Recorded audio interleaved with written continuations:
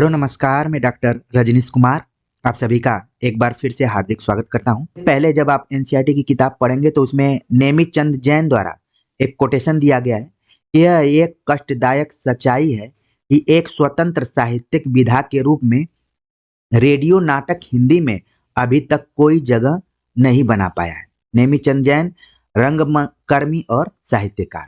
तो ये तो इनकी चिंता रही है कि रेडियो नाटक को एक स्वतंत्र साहित्यिक विधा में स्थापित हो जाना चाहिए था, लेकिन ये वो अपना स्थान अभी तक हासिल नहीं कर पाया है।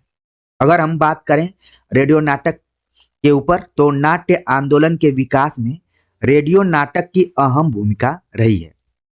सिनेमा और रंगमंच की तरह रेडियो एक दृश्य माध्यम नहीं बल्कि श्रव्य माध्यम है। यह आपकी परीक्षा के दृष्टिकोण से इंपॉर्टेंट है।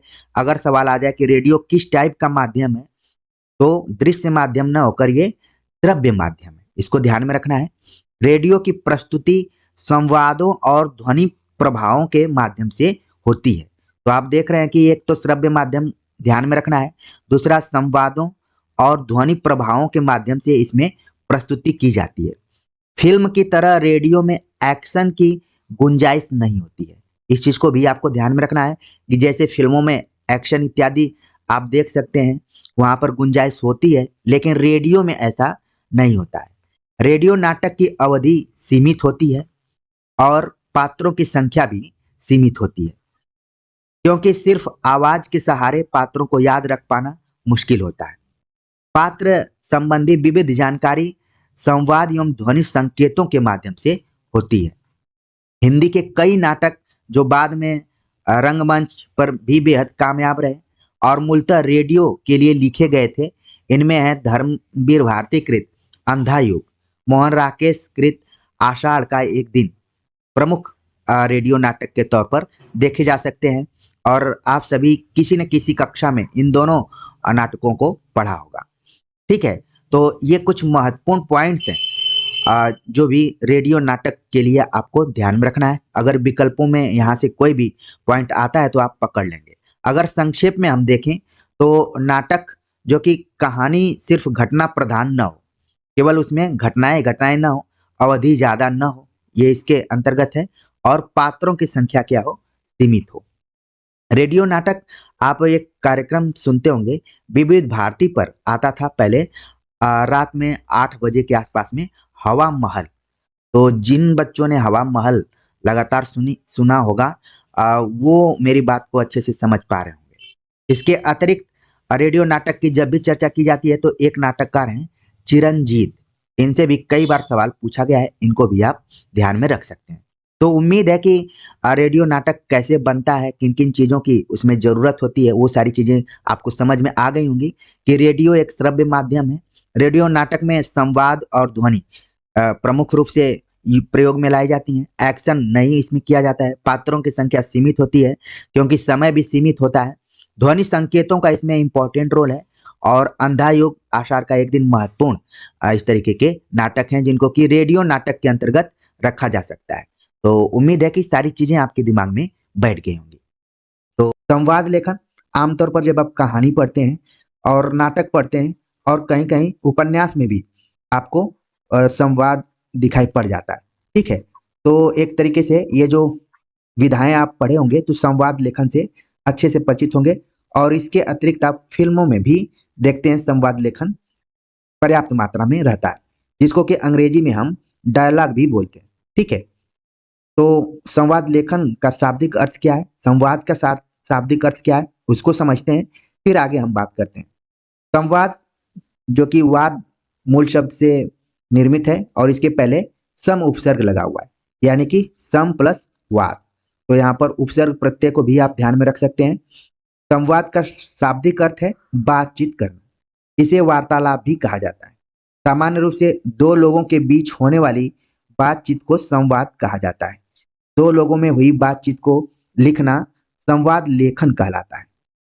यानी कि इसमें कम से कम दो लोग होंगे तभी क्या होगा, संवाद होगा। जैसे मैं जो बात कर रहा हूं वो क्या है, वो संवाद में नहीं है, बल्कि अभी क्या है, एकालाप है। लेकिन जब आप कमेंट्स करते हैं और जब कमेंट्स का मैं उत्तर देता हूं तो वो संवाद होता है। ठीक है, तो यहाँ पर दो लोगों की जब आपस में बातचीत होती है, चर्चा होती है, तो उसे संवाद कहा जाता है। और जब उसको लिख दिया जाता है तो संवाद लेखन कहलाता है। संवाद लेखन में भी कुछ चीजों को ध्यान में रखना पड़ता है। कौन कौन सी चीजें हैं? पहले तो है कि ये संवाद की भाषा सरल सहज होनी चाहिए। संवाद लेखन में सरल तथा छोटे छोटे वाक्यों का प्रयोग करना चाहिए। भाषा सुनने वाले के मानसिक स्तर के अनुरूप होनी चाहिए। संवाद लेखन में किसी एक पात्र के कथन को बहुत लंबा नहीं खींचना चाहिए। भाव विचारों की पुनरुक्ति से बचना चाहिए। संवाद लेखन के अंत में एक बार पढ़कर उसे दोहरा लेना चाहिए ताकि अशुद्धियों का निराकरण किया जा सके। तो जब भी संवाद लेखन कोई कर रहा है, लिख रहा है, डायलॉग लिख रहा है, तो वो इन चीजों को ध्यान में रखे कि भाषा सरल और सहज हो, वाक्य छोटे छोटे हों, और पाठक को जरूर ध्यान में रखे कि किस पाठक को हम लिख रहे हैं, हमारा पाठक वर्ग कैसा है, बहुत पढ़ा लिखा है या फिर काम चलाऊ है, तो उस हिसाब से आप संवाद लेखन करते हैं। और किसी एक पात्र का खूब लंबा संवाद लेखन न हो जिससे कि प्रॉब्लम क्रिएट हो जाए, समझ में भी ना आए, और भावों और विचारों की पुनरुक्ति से भी बचना चाहिए। और अंत में उसे एक बार दोहरा लेना चाहिए कि कहीं पर कोई अशुद्धि तो नहीं है, गलती तो नहीं है। एक उदाहरण के माध्यम से हम समझने का प्रयास करेंगे। और आपके ही पाठ्य पुस्तक में एक कहानी लगी हुई है, दो बैलों की कथा। आपको याद आ गया होगा कि ये दो बैलों की कथा इस पुस्तक में लगी हुई है, क्योंकि सिलेबस इतना लंबा चौड़ा बना दिया गया है कि आप कंफ्यूज हो सकते हैं कि ये रचना किस पुस्तक में है। हो सकता है कई बच्चों ने ध्यान भी रखा होगा और इसको अभी हाल ही में हमने पढ़ाया। यहाँ पर दो बैलों के संवाद के माध्यम से वो आपस में क्या बातचीत कर रहे हैं, उससे मैं इस संवाद लेखन को क्लियर करना चाहता था कि प्रेमचंद ने आखिरकार संवाद लेखन में क्या ध्यान रखा है उन्होंने। तो कुछ इस तरीके से परिदृश्य है कि रात को भी जब कुछ भोजन न मिला तो हीरा के दिल में विद्रोह की ज्वाला दहक उठी। मोती से बोला, अब तो नहीं रहा जाता मोती। मोती ने सिर लटकाए हुए जवाब दिया, मुझे तो मालूम होता है प्राण निकल रहे हैं। इतनी जल्द हिम्मत ना हारो भाई, यहां से भागने का कोई उपाय निकालना चाहिए। आओ दीवार तोड़ डालें। मुझसे तो अब कुछ नहीं होगा। बस इसी बूते पर अकड़ते थे, सारी अकड़ निकल गई। तो ये आप देख रहे हैं कि ये क्या है, संवाद है दोनों पात्रों के बीच में, जो हीरा और मोती है। ठीक है। तो इसी तरीके से जब भी आप किसी कहानी को पढ़ेंगे, उपन्यास को पढ़ेंगे और नाटक पढ़ेंगे, तो नाटक तो संवाद से भरा ही रहता है। तो चीजें आपको और क्लियर हो गई होंगी कि आखिरकार संवाद और संवाद लेखन क्या होता है। आगे बात करते हैं विज्ञापन लेखन के ऊपर, यानी कि एडवर्टीजमेंट। और आज का जो हमारा समय है वो पूरा विज्ञापन लेखन पर ही आधारित है। तो सबसे पहले हम समझते हैं कि आखिरकार विज्ञापन क्या होता है। जैसे आपने देखा कि संवाद में सम उपसर्ग लगा हुआ है और संवाद बनाइए, उसी तरीके से विज्ञापन में आप देख रहे हैं कि वी उपसर्ग लगा है और फिर ज्ञापन है। यानी कि विज्ञापन शब्द ज्ञापन में वी उपसर्ग लगाने से बना है, जिसका अर्थ है विशेष जानकारी देना। यानी विज्ञापन, जो भी आप विज्ञापन देखते हैं उसमें विशेष जानकारी होती है। चाहे वो कार से संबंधित विज्ञापन देखें, चाहे वो शैम्पू से संबंधित विज्ञापन देखें, चाहे वो साबुन से संबंधित विज्ञापन देखें, तमाम तरीके के विज्ञापन हैं। और सबके घर में टेलीविजन और एलईडी सब कुछ लगा हुआ है। ठीक है, एलसीडी, तो सारे लोग देखते ही होंगे, बताने की जरूरत नहीं है। और ये तो ऐसा लेखन है कि बस आपको ध्यान में रखना है कि टीवी देखते हुए केवल चित्रों को नहीं देखना है, बल्कि उसमें जो भी विज्ञापन लिखा जा रहा है कि दिल मांगे मोर, और जीत के क्या है इसमें, जो एक है कि अ, जीत के आगे डर है, कि डर के आगे जीत है, डर के आगे जीत है। ठीक है, तो ये एक विज्ञापन दिया जाता है। और तमाम विज्ञापन है, जैसे हीरो होंडा का पहले आता था कि देश की धड़कन। तो मेरे कहने का मतलब है कि विज्ञापनों को भी ध्यान में रखिए कि आखिरकार वो लिखे कैसे जा रहे हैं, वो विशेष जानकारी कैसे दे रहे हैं। यह जानकारी उत्पादित वस्तुओं और सेवाओं से जुड़ी होती है। विज्ञापन में वस्तु के गुणों को बढ़ा चढ़ाकर प्रस्तुत किया जाता है। एक तो है, आप देखते होंगे अजय देवगन, शाहरुख खान और अ, अक्षय कुमार तीनों मिलकर एक विज्ञापन करते हैं विमल का, विमल पान मसाला का। ठीक है। और एक और मसाला का विज्ञापन आपने देखा हुआ, जो एक ओल्ड थे, मूछें रखा करते थे, एमडीएच, एमडीएच मसाला। ठीक है। तो इनका कैसे प्रचार प्रसार किया जाता है, यानी कि जो भी विज्ञापन में वस्तुएं होती हैं उनके गुणों को बढ़ा चढ़ाकर प्रस्तुत किया जाता है, हालांकि वास्तविकता से थोड़ा कम ही रहता है। उसमें बहुत बढ़ा चढ़ाकर चीजें प्रस्तुत की जाती हैं, जिससे उपभोक्ता लालायित हो जाते हैं और इन्हें खरीदने के लिए विवश हो जाते हैं, और घर में भी कई बार तांडव भी हो जाता है कि ये चीज आनी ही आनी चाहिए। विज्ञापन के कारण उत्पादकों को अपनी वस्तुओं के अच्छे दाम मिल जाते हैं। और आप देखेंगे जब भी मैं अपने घर में टेलीविजन खोलता हूँ, तो एक उसमें सामान बेचने वाला ही होता है, बोलता है फटाफट आपके पास मात्र 5 मिनट बचे हुए हैं, जल्दी से ऑर्डर कीजिए, मोबाइल नंबर इत्यादि भी दिया रहता है, नाप तौल करके शायद उस चैनल का नाम है। ठीक है, तो आप लोग भी कभी कभी देखे होंगे। तो ये सब विज्ञापन लेखन अनुभव पर आधारित है, इनको आप चाहे किताबों में पढ़ें तो नहीं समझ में आए, बल्कि व्यवहारिक रूप में ज्यादा आप समझ पाएंगे। ठीक है, तो विज्ञापन विज्ञापन वी उपसर्ग से बना हुआ है, और ज्ञापन का मतलब होता है विशेष जानकारी देना, और ये उत्पादित वस्तुओं और सेवाओं से जुड़ी रहती हैं। इसमें वस्तुओं के गुणों को बढ़ा चढ़ाकर प्रस्तुत किया जाता है, जिससे कि उपभोक्ता उसकी तरफ आकर्षित हों, और इसके माध्यम से जो भी कंपनीज हैं, जो भी उद्योगपति हैं, उनको अच्छे दाम मिल जाते हैं। ठीक है, और लोग खरीदते हैं। इसके बाद ये आप देख रहे हैं कि टीवी, रेडियो, समाचार पत्र, पत्र पत्रिकाएं, भवनों के दीवारों पर खूब विज्ञापनों का प्रयोग किया जाता है। और जब भी आप मार्केट इत्यादि में निकलते होंगे, तमाम जगह विज्ञापन लेखन आप देखते होंगे। तो बस आपको अपने दाएं बाएं आंखें खोलकर रखना है, सारी चीजें विज्ञापन से संबंधित आपको समझ में आ जाएंगी। विज्ञापन लेखन कैसे करें, इसको भी जानना जरूरी है। एक बॉक्स सा बनाकर ऊपर मध्य में विज्ञापित वस्तु का नाम मोटे अक्षरों में लिखा जाना चाहिए। दाएं एवं बाएं किनारों पर सेल, धमाका, खुशखबरी, खुल गया जैसे लुभावने शब्दों को लिखना चाहिए। बाईं ओर मध्य में विज्ञापित वस्तु के गुणों का उल्लेख करना चाहिए। दाहिनी ओर या मध्य में वस्तु का बड़ा सा चित्र देना चाहिए। आप लोग पोस्टर देखते होंगे सड़कों पे, खूब बड़े बड़े पोस्टर रहते हैं, और कैसे बनाए गए हैं उनको देखिए, क्या इन सारी चीजों का उसमें ध्यान रखा गया है। हालांकि यहाँ पर लिखित तौर पर तो यही बात है।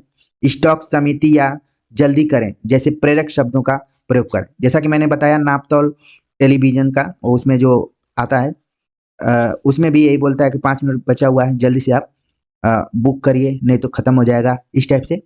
और डिजाइन करें जिससे कि जो कम धैर्य रखने वाले हैं, वैसे तो आप जानते हैं कि धैर्य बहुत बड़ी चीज होती है, लेकिन कई बार आप धैर्य नहीं रखते हैं, तुरंत ऑर्डर कर देते हैं। हालांकि अब तो कैंसिल वैंसिल का भी ऑप्शन आ गया है, तो कैंसिल भी कर देते हैं लोग। मुफ्त मिलने वाले सामानों या छूट का उल्लेख अवश्य किया जाना चाहिए।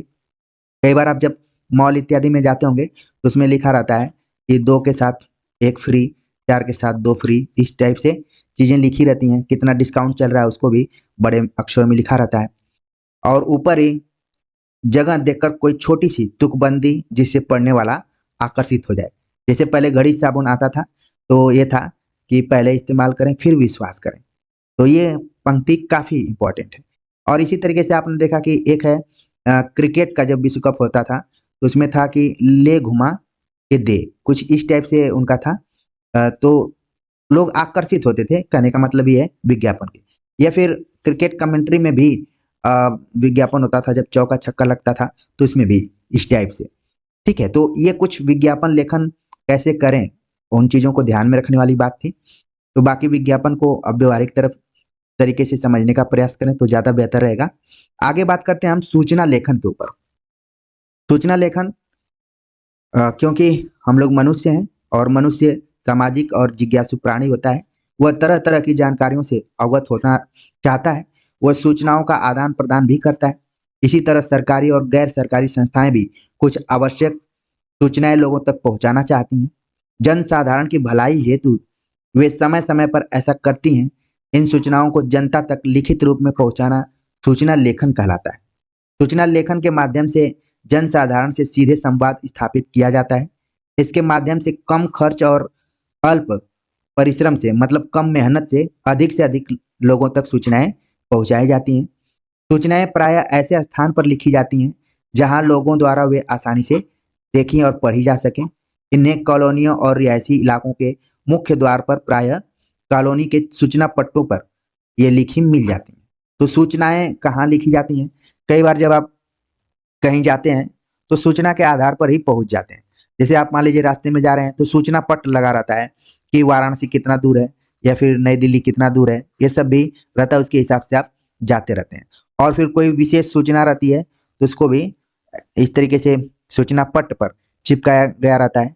और जो लोग कॉलोनी इत्यादि में रहते होंगे, रिहायशी इलाकों में रहते होंगे, वो इस बात को और अच्छे से समझ रहे होंगे कि कैसे संवाद, हालांकि अब मोबाइल इत्यादि आ गई है तो सूचनाओं का जो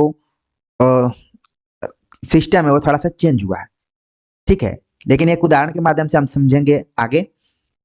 सूचना लेखन में ध्यान देने वाली कुछ बातें हैं कि सूचना प्रायः 3 या 4 वाक्यों में लिखी जानी चाहिए। सूचना पूर्ण और आसानी से समझ में आने वाली होनी चाहिए। सूचना सरल शब्दों में लिखी जानी चाहिए। सूचना की भाषा प्रवाहपूर्ण और मर्यादित शब्दों में लिखी जानी चाहिए। सूचना की लिखावट पठनीय होनी चाहिए। सूचना देने वाले का नाम, स्थान, विशेष की जानकारी अवश्य होनी चाहिए। तो पहली बात कही गई कि सूचना ज्यादा लंबी चौड़ी नहीं होनी चाहिए जिससे कि व्यक्ति उसको पढ़ता ही रह जाए। 3-4 वाक्यों में लिखी जानी चाहिए। पूर्ण और आसानी से समझ में आनी चाहिए। सरल शब्दों में लिखी जानी चाहिए, ये नहीं कि एक ट्रांसलेटर आपको साथ में लेकर चलना पड़े, सरल शब्दों में होनी चाहिए। सूचना की भाषा प्रवाहपूर्ण और मर्यादित शब्दों में लिखी जानी चाहिए। सूचना की लिखावट पठनीय होनी चाहिए, ये नहीं कि उसमें गूंज कर लिखा गया या फिर क्लियर नहीं लिखा गया है तो समझ में नहीं आया कि आखिरकार सूचना है क्या। और सूचना देने वाले का नाम, स्थान की विशेष जानकारी अवश्य होनी चाहिए कि आखिरकार सूचना किसने दिया है। कथा पटकथा, आप देख रहे हैं दोनों शब्दों को, तो सबसे पहले आपके दिमाग में एक बात आ रही होगी कि कथा का मतलब है कि जिसमें उपन्यास और कहानी दोनों का समावेश हो, ठीक है, इसको कहा जाता है कथा। और आपने सुना होगा कथा साहित्य, ये वही साहित्य है जिसमें उपन्यास और कहानी दोनों का अध्ययन किया जाता है। और पटकथा क्या है, ये विषय आपके लिए नया हो सकता है और इस लेक्चर में हम इसी पर बात करेंगे।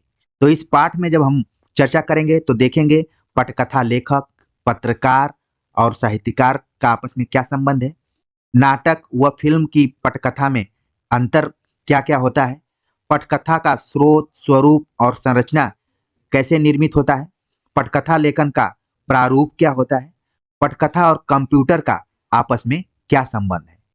जैसे ही एनसीईआरटी की पुस्तक अभिव्यक्ति और माध्यम को आप खोलेंगे और पढ़ना शुरू करेंगे, पटकथा वाला चैप्टर, तो वहां पर आप देखेंगे कि मनोहर श्याम जोशी जो कि पटकथा से जुड़े रहे हैं, टेलीविजन से जुड़े रहे हैं, तो इन्होंने एक परिभाषा इसकी दी है कि पटकथा कुछ और नहीं, कैमरे से फिल्म के पर्दे पर दिखाए जाने के लिए लिखी हुई कथा है। यानी पटकथा कुछ खास नहीं होती है, बल्कि कैमरे से फिल्म के पर्दे पर दिखाए जाने के लिए लिखी हुई एक कथा होती है और वही पटकथा कहलाती है। मनोहर श्याम जोशी, जब आपने वितान भाग 1 पढ़ा होगा जिसमें सिल्वर वेंडिंग करके एक चैप्टर है, उसमें मनोहर श्याम जोशी का एक तरीके से आप परिचय प्राप्त कर लिए होंगे। ये वही मनोहर श्याम जोशी हैं जिनके कई उपन्यास जो कि उत्तराधुनिकता से जुड़े हुए हैं। आप लोग लगातार तैयारी कर रहे हैं तो मेरे संकेतों को भी अच्छे से आप समझ पा रहे होंगे। मशहूर साहित्यकार और कामयाब टेलीविजन धारावाहिकों के लेखक मनोहर श्याम जोशी ने कई उपन्यासों आदि के साथ साथ एक महत्वपूर्ण पुस्तक लिखी जिसका शीर्षक है पटकथा लेखन एक परिचय। तो इसको आप अपने परीक्षा के दृष्टिकोण से बिल्कुल ध्यान में रखिए कि पटकथा लेखन एक परिचय नामक पुस्तक किसने लिखी है, मनोहर श्याम जोशी ने।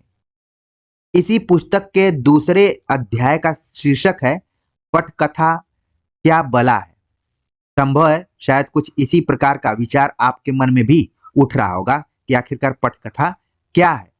सबसे पहले शब्द पटकथा को हम देखते हैं तो ये 2 शब्दों के मेल से बना है, पट और कथा। कथा का मतलब आप सभी जानते हैं, कहानी, और पट का अर्थ होता है पर्दा।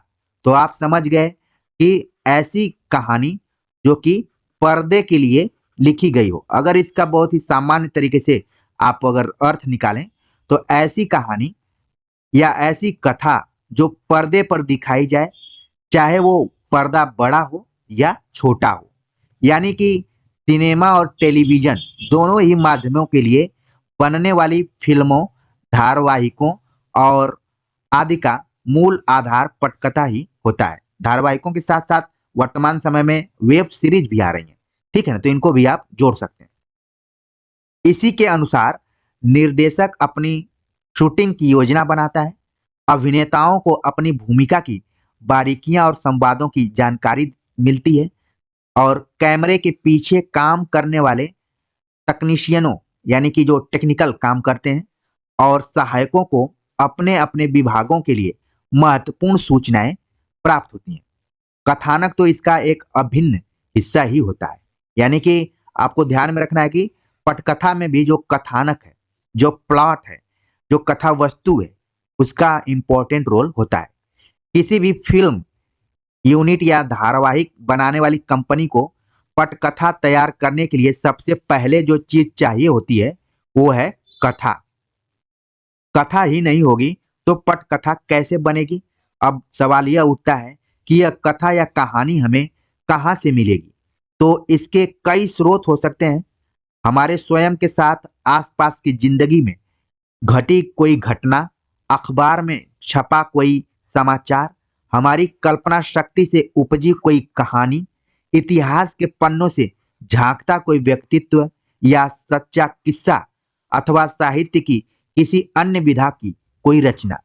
तो आपने देखा कि पटकथा के लिए कहाँ से मैटर उपलब्ध किए जा सकते हैं। आसपास की जिंदगी से लिया जा सकता है, किसी घटना से लिया जा सकता है, अखबार में कोई न्यूज छपी हो तो वहां से लिया जा सकता है, अपनी कल्पना शक्ति से कहानी गढ़ी जा सकती है, या फिर अपने इतिहास को देखा जा सकता है कि कोई एक खास ले लिया जाए व्यक्तित्व, या फिर कोई किस्सा हो, या फिर कोई साहित्यिक रचना हो। हिंदी में बहुत सारी ऐसी रचनाएं हैं जिनका की जिन पर की फिल्में भी बनाई गई हैं। अब तो आप देख रहे होंगे कि हर खिलाड़ी के ऊपर कोई न कोई फिल्म बन जा रही है, अभिनेताओं के ऊपर पर फिल्म बन जा रही है, ठीक है। तो ये उसके भी एक हिस्से के रूप में आप देख सकते हैं। मशहूर उपन्यासों, कहानियों पर फिल्म या सीरियल बनाने की परंपरा काफी पुरानी है। शरत चंद्र चट्टोपाध्याय के प्रसिद्ध उपन्यास देवदास को हिंदी में तीसरी बार फिल्माया गया है। देवदास फिल्म को आप लोगों ने देखा होगा, तीनों फिल्मों को आपने देख लिया होगा। देवदास में पहले में कौन हीरो हीरोइन है, दूसरे में कौन हीरो हीरोइन है, और तीसरे में कौन है, ये सब आप लोग अच्छे से जान रहे होंगे। तो इसका मतलब है कि देवदास की जो विषय वस्तु है, कथानक है, वो बहुत ही इंटरेस्टिंग है। आप लोगों ने देखा भी होगा और मेरी बात तुरंत आपके दिमाग में बैठ गई होगी। चट्टोपाध्याय के अलावा आप देखेंगे तो हिंदी में कई जाने माने ऐसे लेखक हैं जिनकी रचनाओं पर तमाम पटकथाएं लिखी गई हैं। मुंशी प्रेमचंद, फणीश्वरनाथ रेणु, धर्मवीर भारती, मन्नू भंडारी आदि की तमाम रचनाओं को समय समय पर रुपहले पर्दे पर यानी कि सिनेमा पर्दे पर उतारा गया है। दूरदर्शन तो अक्सर ही साहित्यिक रचनाओं को आधार बनाकर धारावाहिक, टेलीफिल्मों आदि का निर्माण करवाता रहता है। अमेरिका, यूरोप में तो ज्यादातर कामयाब उपन्यास और नाटक फिल्म का विषय बन जाते हैं। तो इस चीज को आप लोग समझ रहे होंगे। पटकथा की संरचना या ढांचा किस तरह तैयार होता है? फिल्म या टीवी की पटकथा की संरचना नाटक की संरचना से बहुत मिलती है। अंग्रेजी में तो इसे कहते हैं स्क्रीन प्ले। यानी जो पटकथा की संरचना है उसको कहा जाता है स्क्रीन प्ले, ठीक है ना। इस चीज को आपको ध्यान में रखना है। आगे बात करते हैं कि नाटक की तरह ही यहाँ भी पात्र चरित्र होते हैं। आप देख रहे हैं कि जो पटकथा है इसका संबंध कहानी से भी है और नाटक से भी है। इसलिए है कि जो कथ्य है इसमें ना श्रव्य और दृश्य दोनों चीजें आ जा रही हैं। पटकथा में आप देखेंगे कि कहानी भी चलती रहती है और उसको आप पर्दे पर देखते भी रहते हैं, तो उसमें नाटक का भी रोल आ जाता है। जिस तरीके से नाटक में पात्र चरित्र प्रमुख होते हैं, इसमें नायक प्रतिनायक होते हैं, मतलब कि हीरो और खलनायक दोनों होते हैं, और अलग अलग घटना स्थल होते हैं, दृश्य होते हैं। कहानी का क्रमिक विकास होता है द्वंद्व और टकराहट के माध्यम से, फिर इसका समाधान होता है। ये सब कुछ पटकथा के भी आवश्यक अंग होते हैं। जब हम कहानी पर विचार कर रहे थे तो कई विद्यार्थियों ने कहा कि ये सिलेबस में नहीं है, लेकिन कुछ खास उद्देश्य होता है पढ़ाने का। कुछ चीजें होती हैं जिनको कि जोड़ना पड़ता है, इसलिए चीजों को बताना भी पड़ता है। आप देख रहे हैं कि जब आप पटकथा पढ़ रहे हैं जो कि आपके सिलेबस में है, तो उसमें आपको नाटक के बारीकियों को जानना चाहिए, नाटक की विशेषताओं के साथ साथ यहाँ पर आप देख रहे हैं कि कहानी की विशेषताओं को भी देखना है।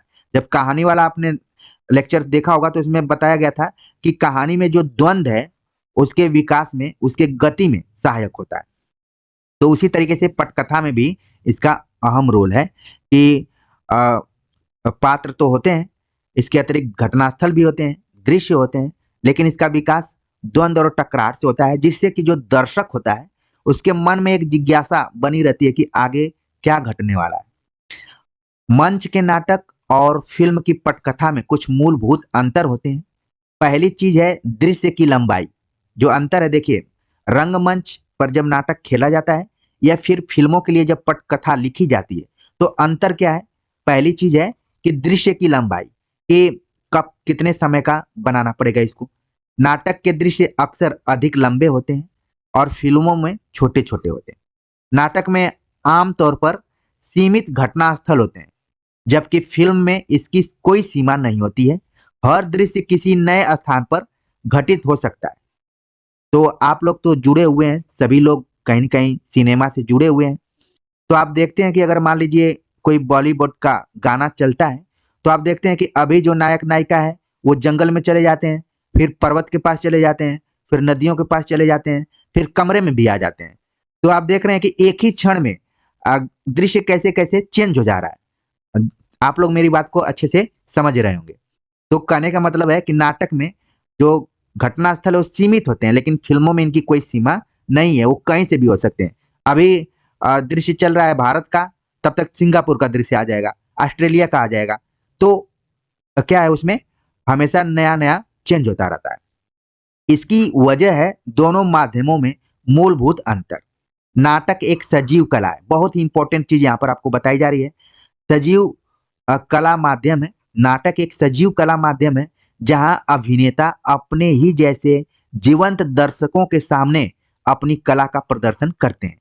सब कुछ वहीं उसी वक्त घट रहा होता है, जबकि सिनेमा या टेलीविजन में पूर्व रिकॉर्डेड छवियां एवं ध्वनियां होती हैं। ठीक उसी तरीके से आप ये समझ सकते हैं कि जब आप लाइव क्लास करते हैं तो वो नाटक है, और जब आप मेरा रिकॉर्डेड क्लास देखते हैं तो वो क्या है? एक तरीके से सिनेमा है। अब एकदम से बात आपको समझ में आ गई होगी। नाटक का पूरा कार्य व्यापार एक ही मंच पर घटित होता है, एक निश्चित अवधि के दौरान यह घटित होता है, जबकि फिल्म या टेलीविजन की शूटिंग अलग-अलग सेटों या लोकेशनों पर 2 दिन से लेकर 2 साल तक की अवधि में की जा सकती है। और आप ही के सिलेबस में एक चैप्टर लगा हुआ है, पंथेर पांचाली नाम की जो फिल्म है, जिसमें अपू नाम का जो कैरेक्टर है, इसमें भी बताया गया कि 2 साल तक फ़िल्म की शूटिंग होती रही है। और कई फ़िल्में, तो आप न्यूज़ देखते रहते होंगे कि न्यूज़ में एक पेज ही आता है जहाँ पर फ़िल्मों की सूचना दी जाती है, उसका अपडेशन दिया जाता है कि आमिर खान की फ़िल्म कब आ रही है, कैसे शूटिंग हो रही है। शूटिंग करते समय कई बार हीरो-हीरोइन को चोट भी लग जाती है, तो इसका भी न्यूज़ रहता है कि मंच टूट गया, तो ये हो गया, तो वो हो गया। तो कई सालों तक क्या होता है, शूटिंग चलती रहती है और एक दिन रिलीज हो जाती है। लेकिन नाटक क्या होता है कि वो एक ही मंच पे प्रस्तुत किया जाता है, उसके लोकेशन भी उसका एक ही होता है। नाटक का कार्य व्यापार दृश्यों की संरचना और चरित्रों की संख्या आदि को सीमित रखना पड़ता है, क्योंकि जगह कम होती है और दर्शक भी सामने ही रहते हैं। अगर वो बोर हो जाएंगे तो कुछ भी कर सकते हैं दर्शक। उन कई चीज़ों को ध्यान में रखना पड़ता है कि नाटक की जो रोचकता है, नाटकीयता है, उन सारी चीज़ों को ध्यान में रखा जाए। लेकिन सिनेमा या टेलीविज़न में ऐसा कोई बंधन नहीं होता है। सबसे बड़ी बात, नाटक की कथा का विकास लीनियर मतलब एक रेखीय होता है, जो एक ही दिशा में आगे बढ़ता है। जबकि सिनेमा में फ्लैशबैक या फ्लैश फॉरवर्ड तकनीकों का इस्तेमाल करके आप घटनाक्रम को किसी भी रूप में प्रस्तुत कर सकते हैं। जब कई बार आप देखते होंगे कि फ़िल्म स्टार्ट होती है, तो बीच के ही उसमें कुछ सीन आ जाते हैं। बाद में फिर से बताया जाता है कि स्टोरी यहाँ से शुरू हो रही है, ठीक है? तो फ्लैशबैक का प्रयोग इसमें किया जाता है। तो इसलिए परीक्षा के दृष्टिकोण से आपको बिल्कुल ध्यान में रखना है कि जो नाटक है, वो एक रेखीय दिशा में आगे बढ़ता है। लेकिन सिनेमा में क्या होता है कि फ्लैशबैक या फ्लैश फॉरवर्ड तकनीकों से हम इसका इस्तेमाल करके घटनाक्रम को किसी भी रूप में प्रस्तुत कर सकते हैं। फ्लैशबैक क्या है? फ्लैशबैक वो तकनीक होती है जिसमें आप अतीत में घटी किसी घटना को दिखाते हैं, और फ्लैश फॉरवर्ड में आप भविष्य में होने वाले किसी हादसे को पहले दिखा देते हैं। तो फ्लैशबैक अगर आपने उसने कहा था कहानी को पढ़ा होगा तो वहां पर भी फ्लैशबैक पद्धति का प्रयोग किया गया है। इसलिए कई आलोचकों ने उसने कहा था को नई कहानी का दर्जा दिया है। तो ये भी इंपॉर्टेंट फैक्ट है। ठीक है, तो फ्लैशबैक को आप ध्यान में रखिए कि जब आप अतीत की घटनाओं को याद करते हैं या दिखाते हैं, और फ्लैश फॉरवर्ड जब आप भविष्य की घटनाओं को दिखाने का प्रयास करते हैं। इन दोनों तकनीकों को हम एक एक उदाहरण से समझने की कोशिश करते हैं। तो उसमें क्या है कि उदाहरण जैसा कि मैंने फ्लैशबैक में आपको बता दिया उसने कहा था, और फ्लैश फॉरवर्ड में जब आप किसी भविष्य के होने वाले हादसे को देख लेते हैं तो वो फ्लैश फॉरवर्ड में आता है। इसका उदाहरण यहाँ पर हमने नहीं लिख पाया है। आगे बात करते हैं कि पटकथा में नाटकीय तनाव बढ़ाने में काफी मददगार होती है इस तरीके की जो पद्धति है, फ्लैश बैक और फ्लैश फॉरवर्ड। पटकथा की मूल इकाई होती है दृश्य। इसमें भी दृश्य की खास विशेषता है पटकथा में। आमतौर पर जो सूचनाएं अंग्रेजी में लिखी जाती हैं या अंदर या बाहर के लिए अंग्रेजी शब्दों इंटीरियर या एक्सटीरियर के 3 शुरुआती अक्षरों का इस्तेमाल इसमें किया जाता है। तो यहाँ पर दिया गया है, ये भी आपको ध्यान में रखना है क्योंकि परीक्षा में जाना है। तो अगर एक्सटीरियर और इंटीरियर शब्द आए तो पूरा स्पेलिंग नहीं लिखा जाता है, बल्कि इसके 3 शुरुआती अक्षरों को लिखा जाता है। ठीक है, ये पटकथा लिखने का अंतर्राष्ट्रीय स्तर पर स्वीकृत प्रारूप है। सिनेमा या टेलीविजन के कार्यक्रमों के निर्माण में कई टेक्निकल चीजों का सहारा लेना पड़ता है। पटकथा के शुरू में दिए गए संकेत फिल्म या टेलीविजन के कार्यक्रम के निर्देशक, cameraman, sound recordist, art director, production manager और उनके सहायकों की अपने अपने काम में काफी मदद करते हैं। इसी प्रकार दृश्य के अंत में cut to, dissolve to, fade out आदि जैसी जानकारी निर्देशक व एडिटर को उनके काम में सहायता पहुंचाती है। तो आप देख रहे हैं कि पटकथा के संदर्भ में ये कुछ कुछ शब्द हैं, इनको जरूर ध्यान में रखिए। हो सकता है कि ये सब पूछ लिए जाएं कि कहाँ पर कट टू का प्रयोग किया जाता है, कहाँ पर डिजॉल्व टू का प्रयोग, फेड आउट, ठीक है, cameraman, art director, production manager, sound recordist, ये सब क्या है, ये सब पटकथा में ही यूज होते हैं ज्यादातर। और अब तो जैसे यहाँ पर बताया गया कि सबका अलग अलग काम है, सहायक भी इसमें जुड़े रहते हैं। लेकिन अब कंप्यूटर में सॉफ्टवेयर ऐसे आ गए हैं जिनमें पटकथा लेखन का प्रारूप बना बनाया होता है। साथ ही साथ वो आपको ये बताने में भी सक्षम होते हैं कि आपकी पटकथा में कहाँ कहाँ पर गड़बड़ हो रही है, गड़बड़ी हो रही है या गड़बड़ी रही है। अक्सर उसे सुधारने के सुझाव भी आपको ये सॉफ्टवेयर दे सकते हैं। उसे स्वीकार करना न करना आपकी सूझबूझ और इच्छा पर निर्भर करती है। तो क्योंकि समय बदल रहा है, कंप्यूटर का युग चल रहा है, तो अब धीरे धीरे हर एरिया में नए नए प्रयोग किए जा रहे हैं। तो पटकथा में भी है, सॉफ्टवेयर आ गए हैं और कहाँ पर सही है गलत है सारी चीजों की जानकारी वो दे देते हैं। और ये तो छोड़िए, जो विद्यार्थी अभी पीएचडी करते हैं और वो अपनी थीसिस जमा करते हैं, उसमें भी एक सॉफ्टवेयर आया हुआ है जो बता देता है कि आप कहाँ से कितना मैटर लिए हुए हैं, कितना परसेंट भी लिए हुए हैं। ठीक है, तो हर जगह इस तरीके से सॉफ्टवेयर काम में प्रयुक्त हो रहे हैं।